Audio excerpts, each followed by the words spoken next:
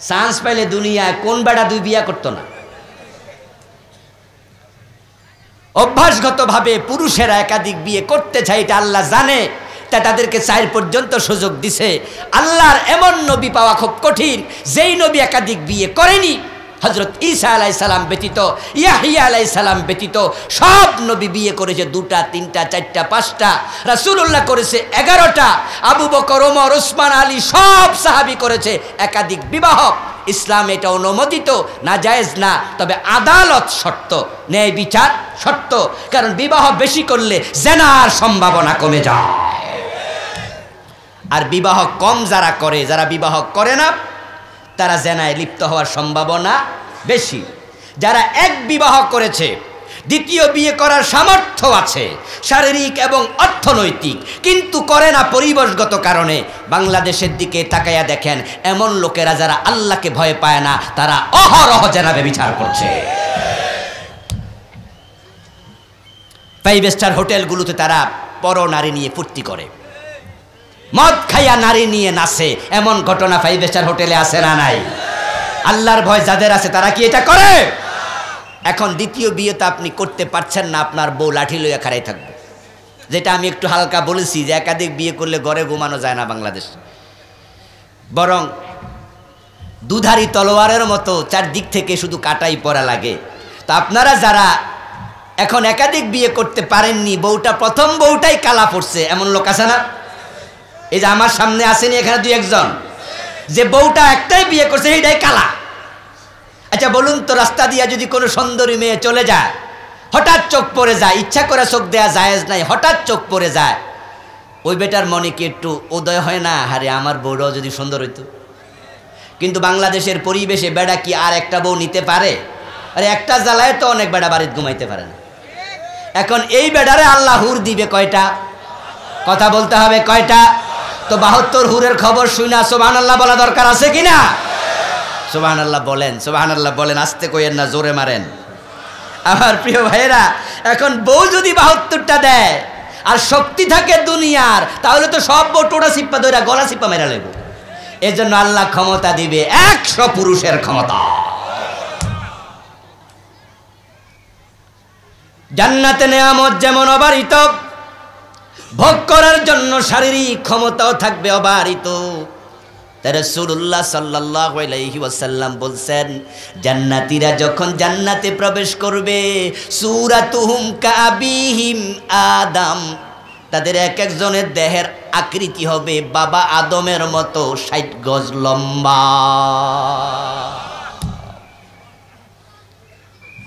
60 গজ মানে হলো 120 হাত। এই প্যান্ডেলটা আমার মনে 120 হাত লম্বা হবে না। তাহলে আমরা যারা জান্নাতে যাব, আল্লাহ তাআলা আমাদেরকে বাবা আদমের মতো 120 হাত 60 গজ লম্বা বানাবে। 60 গজ যদি কেউ লম্বা হয়, প্রতিটা মানুষের দেহের উচ্চতা হচ্ছে তার প্রস্থের প্রায় 3 গুণ। এই জন্য আপনার মাজা বরাবর মাপ দিবেন, দেখবেন সেটা আপনার 1 হাতের কাছাকাছি হবে। তাহলে আপনার উচ্চতা হলো আপনার 3 হাত, 3.25 হাত, 3.5 হাত, আপনার প্রস্থ হবে তার 3 ভাগের 1 ভাগ। তাহলে যদি আপনি হন 120 হাত লম্বা, আপনার প্রস্থ হবে 40 হাত লম্বা। এবার নাভির তল থেকে পেটের সীমানা বুক পর্যন্ত লম্বা হয়, এখানে হয়ে যায় প্রায় 1 হাত লম্বা। তাহলে জান্নাতি পুরুষের পেট হবে 40 হাত লম্বা।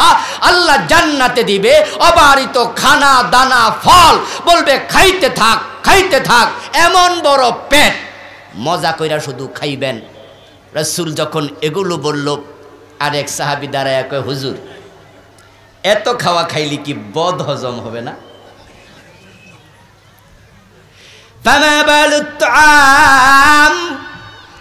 এই খাবারের খবর কি বদ হজম হবে না নাকি? প্রিয় নবী বলছে, শোনো, আহলুল জান্নাহ ইয়াকুলুন ওয়া ইয়াশরাবুন ওয়া লা ইয়াবুলুন ওয়া লা ইয়াতাকাওয়াতুন ওয়া লা ইয়ামতাখিতুন ওয়া লা ইয়াতফুলুন। জান্নাতীরা গলা পর্যন্ত খাবে, তারা পান করবে, কারণ দুনিয়ার ফল ফলাদিগুলা গাছে উঠে পারা লাগে, তারপরে গাছে লম্বা টান দিয়া রশি দিয়া ধরা লাগে, মই দিয়া ওঠা লাগে, টোটা দিয়া টানা লাগে। কিন্তু জান্নাতি ফলের গাছ এমন হবে, ফলগুলা কুতুফুহা দানিয়া। আল্লাহ কোরআনে বলে জান্নাতি ফল গাছের ছড়াগুলো জমিনের সাথে ঝুলতে থাকবে। পেট ভরে তুমি খাবে, কিন্তু প্রস্রাব করবে না জান্নাতীরা, পায়খানা করবে না জান্নাতীরা, থুতু ফেলবে না জান্নাতীরা, টয়লেটে যাওয়ার কোনো প্রয়োজন হবে না। সাহাবী কয় হুজুর তাহলে পেটের অবস্থা কি হবে? রাসূল বলে টেনশন করো না, জাশাউন ওয়া রাশহুন কারাশিল মিসকি, গলা পর্যন্ত খাইয়া একটা ঢেকুর মারবে, সাথে সাথে সবটা 1 সেকেন্ডে হজম হয়ে যাবে। ওয়া রাশহুন কারাশিল মিসকি, জান্নাতীদের দেহ থেকে মিশকে আম্বরের সুগন্ধিওয়ালা ঘাম বের হবে, ওই ঘামের সাথে সব খাবার হজম হয়ে যাবে। আমার রাসূলুল্লাহ সাল্লাল্লাহু আলাইহি ওয়াসাল্লাম বলতেছেন শোনো, ওই জান্নাতীদের আল্লাহ তাআলা যখন জান্নাতে দেবেন, ইউহাল্লাউনা ফিহা মিন আসাবিরা মিন যাহাবিন, দুনিয়ায় স্বর্ণের পিছনে দৌড়াইও না। যুবকেরাও স্বর্ণের চেইন গলায় দেয়, স্বর্ণের আংটি হাতে পরে, এমন কিছু যুবক আছে কিনা? অথচ স্বর্ণ পরিধান করা যুবকদের জন্য জায়েজ না হারাম? তোমরা যারা দুনিয়ায় স্বর্ণ পরবা, দৌড়াবায়ের পিছনে, আল্লাহর আখেরাতে জান্নাতের স্বর্ণ থেকে বঞ্চিত হইবা। আল্লাহ বলছি ইউহাল্লাউনা ফিহা মিন আসাবিরা মিন যাহাব ওয়া লুলুআ ওয়া লিবাসুহুম ফিহা হারির। আমি জান্নাতি পুরুষদেরকে জান্নাতে নিয়া হাতের মাঝে স্বর্ণের চুড়ি পরাইয়া দেব, তাদের মাথার মাঝে আমি নূরের তাজ পরাইয়া দেব, ওই স্বর্ণের মতি দিয়া তাজকে সাজাইয়া দেব, এবং তাদের গায়ের মাঝে রেশমি পোশাক পরাইয়া দেব, এবং তাদের গলার মাঝে মতির মালা আমি আল্লাহ সরাইয়া দেব।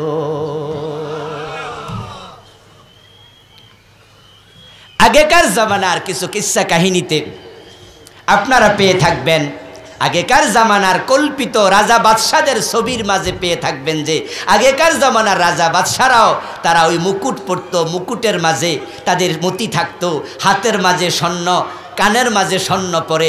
কল্পিত বাদশাদের চরিত্র, ইসলামী চরিত্র এটা না।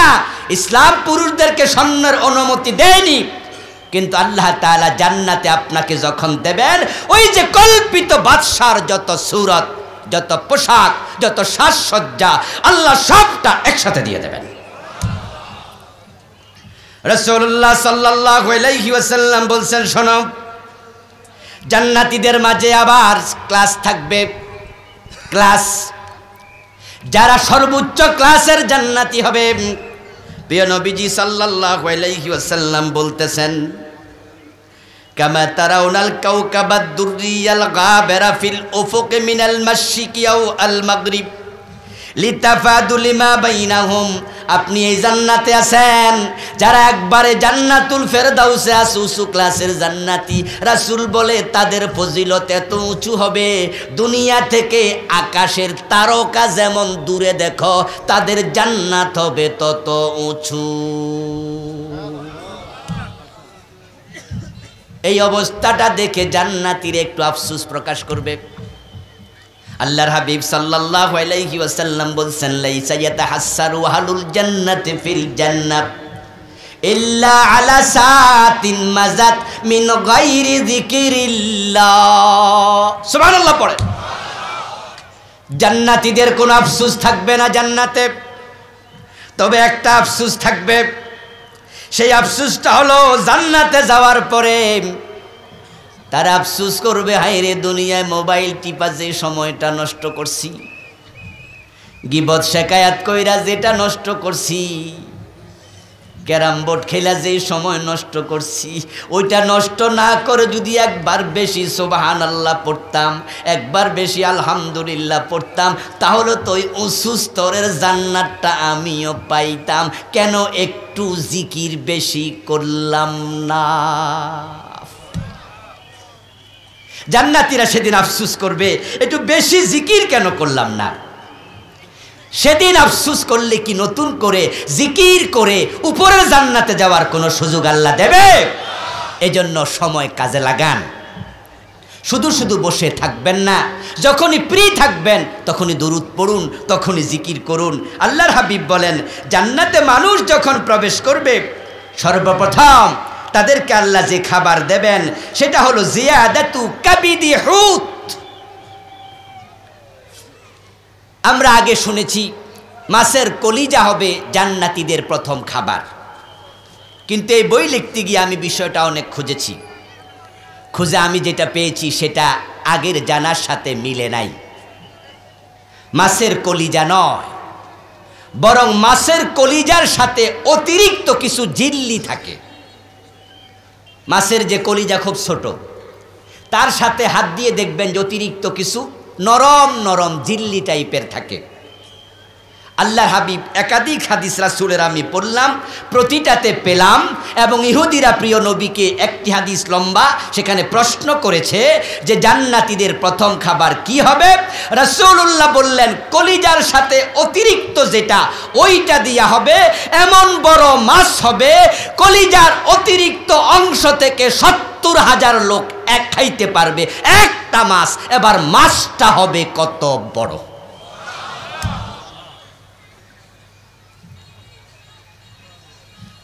আমার ভাইয়েরা, আপনার পেট যদি ৪০ হাত লম্বা হয়, পুঁটি মাছ খাওয়ালেই পোষবো? কারণ পেট যদি ৪০ হাত লম্বা হয়, সাইডে আবার ৪০ হাত, কিন্তু আমি বলেছি কিন্তু ৫০০ কত ৪০। আবার নর্মালি ৩ ভাগের ১ ভাগ যদি পেট হয় তাহলে উচ্চতায় কত? তো ৪০ হাত। এই যে আপনাদের হাই রোড দিয়া মাঝে মাঝে বড় বড় কন্টেনার যায় না, আচ্ছা হেডিওকে ৪০ হাত বনি। এবার বোঝেন আপনার ফ্যাট কি জিনিস। এজন্য আল্লাহ পুঁটি মাছ আর এই বৈশা মাছ দিয়ে আপনাকে খাওয়াবে না, এমন বড় মাছ সুবহানাল্লাহ, যেটার কলিজার অতিরিক্ত অংশ দিয়ে খেতে পারবে ৭০,০০০ মানুষ। রাসূলুল্লাহ সাল্লাল্লাহু আলাইহি সাল্লাম বলেন, ও দুনিয়ার মানুষ শোনো, এমন জান্নাত তোমাদেরকে আমি দেব, আল্লাহ তাআলা দেবেন। জান্নাতি যেখানে যাবে তার সাথে ৪টা নদী একসাথে প্রবাহিত হবে। মাসালুল জান্নাতিল্লাতী উইদাল মুত্তাকুন ফিহা আনহারুম মিন মাইন গায়রি ইয়াসিন ওয়া আনহারুম মিন লাবানিন লাম ইয়াতাগায়্যার তা'মুহু ওয়া আনহারু খামরিন লাযযাতিন লিশ-শারিবিন ওয়া আনহারুম মিন আসালিম মুসাফফা।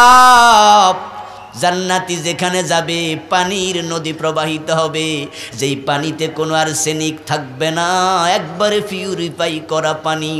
দুধের ঝর্ণা প্রবাহিত হবে, যেই দুধের স্বাদ কোনো দিন নষ্ট হবে না। শরবতের ঝর্ণা নদী প্রবাহিত হবে। কোন শরবত তুমি চাইবে? মনে চাইলো আপেলের জুস, ওখানে আপেলের জুস প্রস্তুত হবে। মনে চাইলো পেয়ারার জুস খাবে, সাথে সাথে সেটা পেয়ে যাবে। এবং তার সাথে আরেকটা ঝর্ণা, সেটা হলো মধুর নদী প্রবাহিত হবে। আমার আল্লাহ তাআলা বলতেছেন, সেখানে মধুর নদী, দুধের নদী, পানির নদী, শরাবের নদী, সব কিছু প্রবাহিত হবে। মানুষ জান্নাতে গিয়ে আরামে থাকবে, বউ নিয়া, হুর নিয়া। ওই হুরগুলোর সৌন্দর্য নিয়ে জানি না কথা বলার সময় পাবো কিনা, সংক্ষেপে একটু বলে ফেলি। আমার রাসূল বলছেন, লাওয়ান্না ইমরাতান মিন নিসাই আহলিল জান্নাহ ইত্তালাআত ইলাল আরদ লামালাত মা বাইনাহুমা লাদাত মা বাইনাহুমা ওয়ালা নাসিফুহা আলা রাসিহা খায়রুম মিনাদ দুনিয়া ওয়া মা ফিহা। এমন হুর আল্লাহ তোমার জন্য বানায়া তাবুর মাঝে অলরেডি রেখে দিয়েছেন। এগুলো এখন জীবিত আছে। দুনিয়ার জান্নাতি স্বামীকে দুনিয়ার বউ যদি কষ্ট দেয়, এ মেসেজ আল্লাহ তাদের কাছে পৌঁছায়া দেয়। তারা সেখান থেকে দুনিয়ার বউকে তিরস্কার করে বলে, আমাদের স্বামী তোমার কাছে কয়দিনের মেহমান, আমাদের কাছে উনি আসতেছে, তুমি তাকে কষ্ট দিও না। আপনার হুরগুলো অলরেডি আপনার অপেক্ষায় অপেক্ষমান আছে। আমার রাসূল বলেন, ওই জান্নাতি হুর থেকে একটা হুর যদি দুনিয়ার দিকে কোনো অমাবস্যার রাত্রিতে একটু উকি দিত, তার চেহারার সৌন্দর্যে তামাম দুনিয়ার অন্ধকার এক সেকেন্ডে দূরীভূত হয়ে যেত।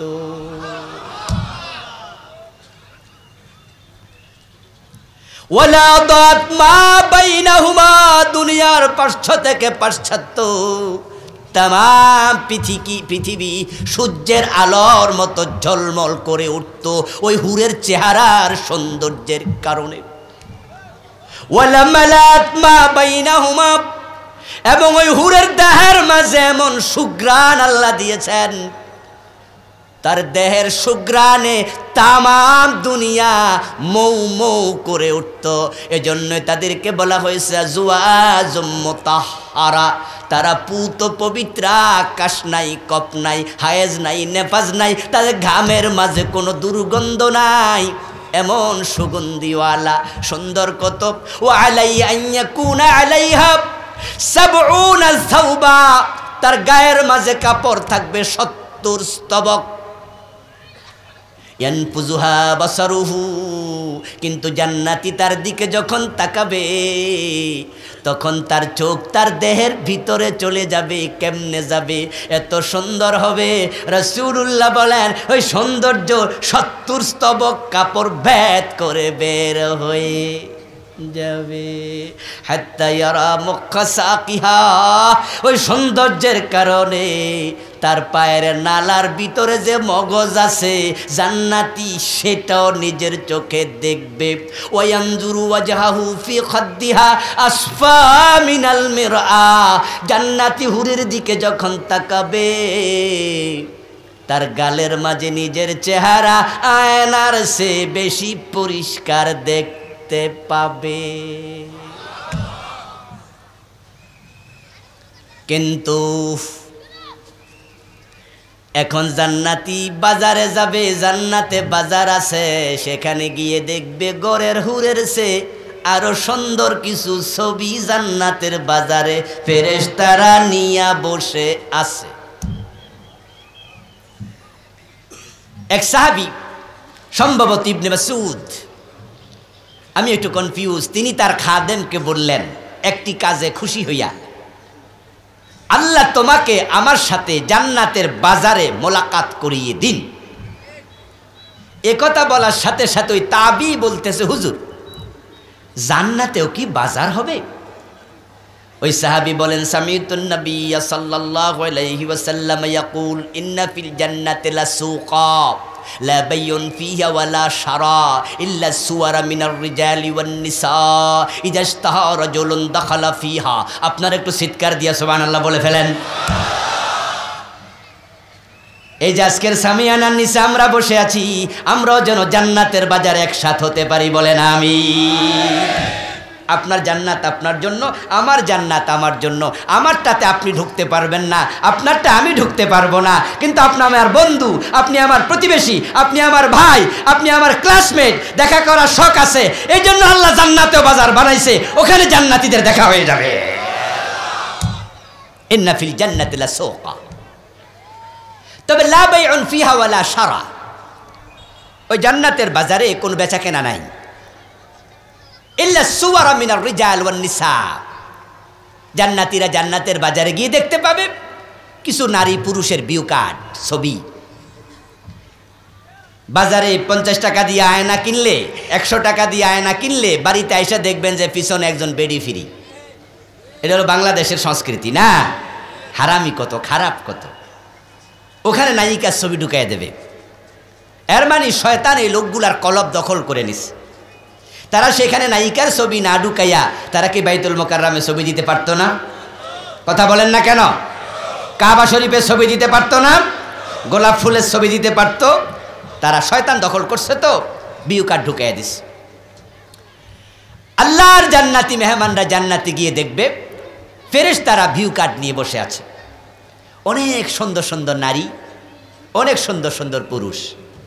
তো ঘরে যে জান্নাতি হুরগুলো আছে, আপনার তো 72 জন হুর, আবার যদি আপনার নিজের বউটাও জান্নাতি হয় তাহলে এটা এক্সট্রা, উনিও জান্নাতে থাকবে। আল্লাহর হাবিবকে প্রশ্ন করা হয়েছিল, আইয়ুন নিসাই আফদাল, হুর আও নিসাউদ দুনিয়া? হুজুর, কোন নারী শ্রেষ্ঠ, জান্নাতি হুর নাকি দুনিয়ার জান্নাতি নারী? রাসূল বললেন, দুনিয়ার জান্নাতি নারী হবে হুরের চেয়ে সেরা। সুবহানাল্লাহ বলবেন না ভাইয়েরা? হুরের চেয়ে শ্রেষ্ঠ, সৌন্দর্যের দিক থেকে সব কিছু মিলাইয়া তারা হুরের চেয়ে সুন্দর হবে, দামি হবে। হে রাসূল, আল্লাহ তো কোরআনে হুরের আলোচনা করলো, আপনিও হাদিসে হুরের কথা বললেন, জান্নাতি নারী শ্রেষ্ঠ হবে, এটা তো আর কোনোদিন বললেন না। আজকে প্রশ্ন করার কারণে জানলাম শ্রেষ্ঠ কেন হবে। আমার রাসূল জবাব দেন, কারণ জান্নাতি নারী এজন্যই শ্রেষ্ঠ হবে, তারা দুনিয়ায় নামাজ পড়তো, রোজা রাখতো, হজ করতো, যাকাত দিত, স্বামীর আনুগত্য করতো, আল্লাহর ইবাদত করতো। হুরেরা তো ইবাদতকারী না, ইবাদতের কারণে আল্লাহ দুনিয়ার জান্নাতি নারীদেরকে হুরের চেয়ে সেরা বানাইয়া দেবে। সুতরাং জান্নাতি হুরদের আলোচনা শুনে আমাদের মা বোনরা হিংসা করার কোনো কারণ, হিংসা করে কিন্তু, কয় আরে বাবা রে বাবা, হুজুর হুরের কথাই শুধু কয়, আমরার কথা কয় না। ইন্না আনশানাহুন্না ইনশাআ ফাজআলনাহুন্না ইবকারা উরুবান আতরাবা। আল্লাহ তাআলা কোরআনে বিভিন্ন জায়গায় বিভিন্নভাবে বলেছেন। এক জায়গায় বলেছেন যে আমি দুনিয়ার নারীদেরকে নতুন করে বানাবো, তাদেরকে পূর্ণ যুবতী বানাবো। প্রিয় নবীজি একজন মহিলাকে কালো কোনো এক কথা প্রসঙ্গে বললেন যে ওই বুড়া কালো মহিলা, বুড়া তো জান্নাতে যাবে না। ওই মহিলা কাঁদতে শুরু করলো, ইয়া রাসূলুল্লাহ, বুড়া হয়েছি এটা আমার দোষ, কালো হয়েছি এটা কি আমার দোষ, আল্লাহ আমারে জান্নাত দেবে না, এটা কেমন কথা? রাসূল বললেন, মনে কষ্ট নেওয়ার কারণ নাই, কেঁদো না, আল্লাহ তোমাকেও পূর্ণ যুবতী এবং সুন্দরী বানায় জান্নাতে দেবে। আমার প্রিয় ভাইয়েরা, বলতেছিলাম এই জান্নাতের বাজারে আপনি গেলেন, ওই ছবি দেখার পরে আপনার মনে হলো আমার তো ৭২টা হুর আছে, আমার জান্নাতি ১টা ২টা বউ আছে, যেগুলো দুনিয়া আমার স্ত্রী ছিল, কিন্তু এত সুন্দর নাক তো আমার হুরদের নাই, এত সুন্দর ঠোঁট তো নাই। আমার কাছে মনে হচ্ছে যেন এই বিউ কাটের এই মহিলার চেহারাটা আরো সুন্দর, ঠোঁটটা আরো সুন্দর। দাখালা ফিহা, রাসূলুল্লাহ বলেন, জান্নাতের বাজারে ওই কাঠ দেখে মনে মনে কল্পনা করবে, বাড়ি যাইয়া দেখবে তার হুরগুলো চেহারা ঠোঁট এরকম হয়ে গেছে। শুধুমাত্র হুরের নয়, ওই জান্নাতের বাজারে পুরুষদের ছবি দেখবে, দেখার পরে জান্নাতি পুরুষের কাছে মনে হবে আমার দাঁত সুন্দর, ঠোঁট সুন্দর, নাক সুন্দর, চোখ সুন্দর, আল্লাহ তো আমাকে অনেক সুন্দর বানাইছে, তবে বিউ কাটের এই পুরুষটার চুলগুলো আমার কাছে মনে হয় আমার চেয়ে আরো সুন্দর। আল্লাহর হাবিব বলেন, দাখালা ফিহা, বলার সাথে সাথে তার চুলগুলো আল্লাহ চেঞ্জ করে দেবে। জান্নাতি বাজার থেকে ফিরে যখন বাসায় যাবে, বাসায় যাইয়া জান্নাতি বউয়ের সাথে গল্প করবে। অনেক হাদিস আমি এনেছি, বললাম না, টোটাল 550-র উপরে। এই বইটা স্টেজে পাবেন, আমার 7টাই পাবেন, কিছুক্ষণের জন্য সময় পাবেন, আজকেও নিতে পারবেন ইনশাআল্লাহ। খুব মজার বই। রাসূল বলে, বউরা ওনাকে দেখে বলবে, যখন আমাদের কাছ থেকে বিদায় নিয়ে বাজারে গেছো তখন যত সুন্দর ছিলা আর উত্তম সুরত লইয়া তো ফিরে আইছ। জান্নাতি একই কথা বলবে, বিদায়ের সময় তোমরা যেমন সুন্দর ছিলা, আইসা দেখি তোমরা আরো সুন্দর হয়ে গেছ। আল্লাহর জান্নাতের না আজকে আলোচনা করব না। আমাকে সময় দিয়েছে 8টা 10 মিনিট পর্যন্ত, আমার হাতে আর 5 মিনিট আছে।